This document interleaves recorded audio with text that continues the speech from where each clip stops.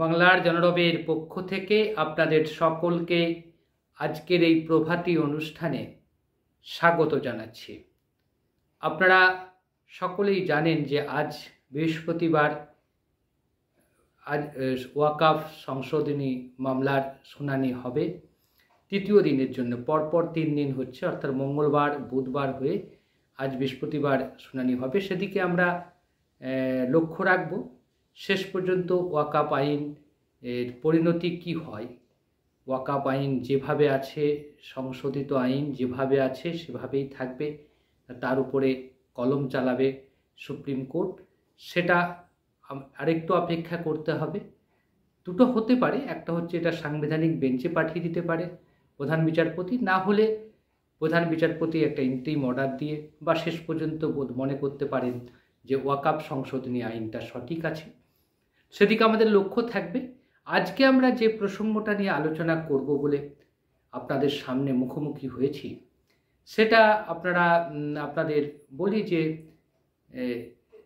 শিক্ষক নিয়োগ মামলা, যে 25,735 জনের যে চাকরি বাতিল হয়েছে সুপ্রিম কোর্টের নির্দেশে।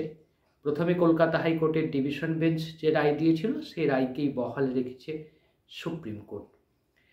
গতকাল এই মামলার অযোগ্য শিক্ষকদের যে তালিকা করা হয়েছিল, অযোগ্য শিক্ষকদের, তাতে 3টে ভাগ করা হয়েছিল। একটা হচ্ছে যে যারা সাদা খাতা জমা দিয়ে চাকরি পেয়েছে তাদের একটা ভাগ ছিল, আরেকটা ছিল ওয়েভার সিটের গণ্ডগোলের ছিল, আর একটা হচ্ছে র্যাঙ্ক জাম্পিং। র্যাঙ্ক জাম্পিং মানে পরের র্যাঙ্ক থেকে আগের র্যাঙ্কে তুলনা হয়ে চাকরি দেওয়া হয়েছে। এই যারা তৃতীয় যে প্রক্রিয়াটা ছিল, অর্থাৎ প্রথমত সাদা খাতা দিয়ে যারা জমা দিয়েছে তারা তো অপরাধ করেছে, তারা কোনো পরীক্ষাই দেয়নি, অতএব তাদের চাকরি পাওয়ার যোগ্যতা নেই, এটা সুপ্রিম কোর্ট খুব স্পষ্ট করে জানিয়ে দিয়েছিল, তারা এসএসসি পরীক্ষাতেও বসতে পারবে না। দ্বিতীয় যে প্রক্রিয়াটি ছিল ওই মার্কশিটের গণ্ডগোল বা অন্য কোনো গণ্ডগোল ছিল, যারা হয়তো অনেকে ফর্ম ফিলআপও করেনি অথচ পরীক্ষা দিয়েছে, পরীক্ষা না দিয়ে চাকরি পেয়েছে, এরকমও ছিল। 3 নম্বর যে বিষয়টি ছিল সেটা হচ্ছে র্যাঙ্ক জাম্পিং।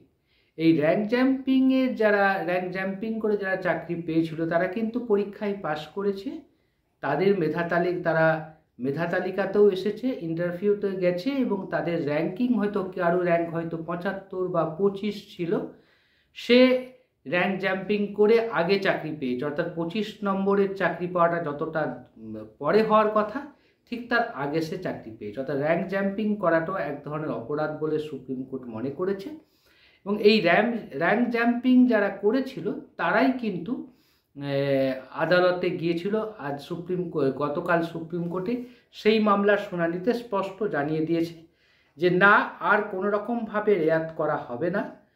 পূর্বতন প্রধান বিচারপতি সঞ্জীব খান্না যে রায় দিয়েছেন তিনি চিন্তা ভাবনা করে দিয়ে গেছেন, অতএব এই রায়ের কোনো পুনর্বিবেচনা বা এই রায়ের প্রতি আমরা বিশেষ কোনো সহানুভূতি দেখাবো না। সুপ্রিম কোর্টের বক্তব্য হচ্ছে যে র্যাঙ্ক জাম্পিং করাটা অপরাধ, যদিও র্যাঙ্ক জাম্পিং করে যারা চাকরি পেয়েছেন তাদের দাবি হচ্ছে যে তারা তো পরীক্ষাতে পাস করেছিলেন, তারা ইন্টারভিউতেও পাস করেছিলেন, তারা তালিকা থেকে নামটা 1 নম্বর হয়তো নিচের থেকে উপরের দিকে তুলে এনেছে, এটা তাদের অপরাধ। এই অপরাধটাকে ক্ষমাসুন্দর দৃষ্টিতে দেখা হোক, এটা তারা সুপ্রিম কোর্টে প্রেয়ার করেছিল এবং তাদেরকে পরীক্ষা বসার সুযোগ দেওয়া হোক। আগামীতে যে এসএসসি পরীক্ষা হবে সেই পরীক্ষা বসার সুযোগ দেওয়া হোক, কিন্তু সেই সুযোগ সরাসরি নস্যাৎ করে দিয়েছে। আসলে এই ঘটনাটা সামনে রেখেই নস্যাৎ করার পর এই যে সরাসরি যারা মেধা তালিকাতে র্যাঙ্ক জাম্পিং করে যারা চাকরি পেয়েছে তাদের যে আবেদন, সেই আবেদনটাকে সুপ্রিম কোর্ট আজ নাকচ করে দেওয়ার পর এখন সামনে যে প্রশ্নটা এসে দাঁড়িয়েছে সেটা হচ্ছে রিভিউ পিটিশন যে করেছে রাজ্য সরকার, তার সেই রিভিউ পিটিশনের পরিণতি কি হতে পারে।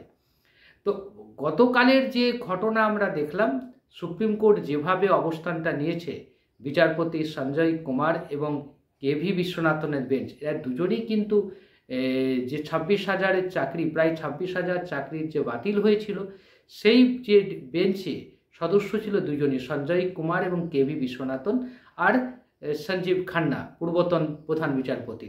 সঞ্জীব খান্না যেহেতু রিটায়ার্ড করে গেছেন, অবসর নিয়েছেন, তাই নেই। এই দুজন যে বিচার করতে বসে স্পষ্ট জানিয়ে দিয়েছেন যে পূর্বতন বিচারপতি সঞ্জীব খান্না যে সিদ্ধান্ত নিয়েছেন সেটাই চূড়ান্ত, এর কোনো বিচার আমরা করব না। তাহলে কি হতে চলেছে এই রিভিউ পিটিশনের পরিণতিও কিন্তু শেষ পর্যন্ত হয়তো সেদিকেই যাবে। অর্থাৎ রিভিউ পিটিশন আদৌ রিভিউ পিটিশনকে মানে গ্রহণ করবে, মানে তা আলোচনা করবে না খারিজ করে দেবে, সেটাই এখন বড় প্রশ্ন হয়ে দেখা দিয়েছে। কারণ রিভিউ পিটিশন অলরেডি গ্রহণ করেছে সুপ্রিম কোর্ট, কিন্তু সেই রিভিউ পিটিশনটাকে নিয়ে আলোচনা করবে, শুনানি করবে কি করবে না, সেটাই এখন বড় প্রশ্ন হয়ে দেখা দিয়েছে। সব মিলিয়ে আমাদের যেটা মনে হয়েছে যে আগামী দিনে এই সংকট কিন্তু তীব্র আকার ধারণ করছে। একটা কথা খুব স্পষ্ট করে আমার শিক্ষক বন্ধুদের বলে দিই, চাকরিহারা শিক্ষক বন্ধুদের কাছে, যে আপনাদের কাছে কোনো বিকল্প কোনো ধারা নেই, বিকল্প কোনো বস্তু নেই আপনাদের কাছে। যেটা আছে সেটা হচ্ছে পরীক্ষা দিতে হবে।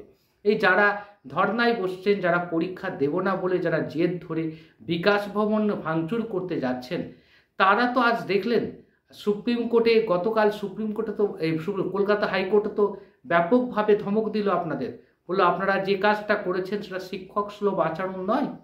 তাহলে ভাবুন যে আপনাদের একটাই পথ, যে চাকরির জন্য, পরবর্তী চাকরি যদি পেতে হয় তাহলে আপনাদেরকে পরীক্ষা দিতে হবে। এসএসসি যে নিয়োগ প্রক্রিয়া শুরু করবে, শোনা যাচ্ছে 29শে মে তারা জারি করবে, বিজ্ঞপ্তি জারি করবে, এসএসসি নিয়োগ প্রক্রিয়া শুরু করবে। তাহলে আপনাদের একটাই পথ, সেটা হচ্ছে চাকরিটা নিতে গেলে আপনাদের পরীক্ষাটা দিতে হবে। কারণ সুপ্রিম কোর্টের নির্দেশ অমান্য করার ক্ষমতা রাজ্য সরকারের নেই, এবং সেটা পারবে না, কেন্দ্র সরকারও পারবে না। সুতরাং এখন আপনাদের পরীক্ষার জন্য প্রস্তুতি নেওয়া দরকার। বিকাশ ভবনের সামনে বসে ধর্নায় বসে কিছু লাভ হবে বলে আমাদের মনে হচ্ছে না। সব মিলিয়ে রাজ্য সরকার যে চেষ্টা করছিলেন রিভিউ পিটিশন করার, গতকালের যে মামলার রায়, এই র্যাঙ্ক জাম্পিং মামলার যে রায়, এটা থেকে যদি আমরা সংকেতটা বুঝতে পারি, সুপ্রিম কোর্ট স্পষ্ট সংকেত দিয়ে দিয়েছে যে যেহেতু পূর্বতন বিচারপতি সঞ্জীব খান্না যে রায় দিয়ে গেছেন, সেই রায়ের ওপরে কোনোভাবেই আর কোনো কথা হবে না। আপনারা কি ভাবছেন? আপনাদের মতামতের প্রত্যাশায় রইলাম। কারণ আপনারা পুরো ভিডিওটা দেখবেন, দেখে মতামত দেবেন, তার আগে নয়। এবং ভালো লাগলে লাইক করবেন, শেয়ার করবেন, সাবস্ক্রাইব হয়ে আমাদের পাশে দাঁড়াবেন।